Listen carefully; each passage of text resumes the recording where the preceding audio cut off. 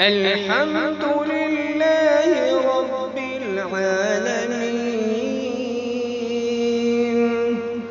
الرحمن الرحيم مالك يوم الدين إياك نعبد وإياك نستعين اهدنا الصراط المستقيم صراط الذين أنعمت عليهم غير المغضوب عليهم ولا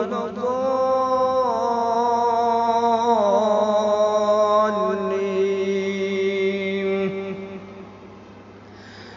القارعة ما القارعة وما أدراك ما القارعة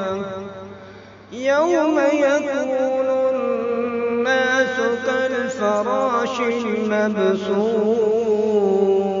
المبثوث وتكون الجبال كالعهن المنفوش فأما من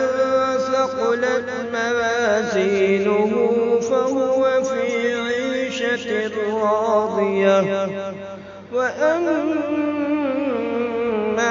من خفت موازينه فأمه هاوية وما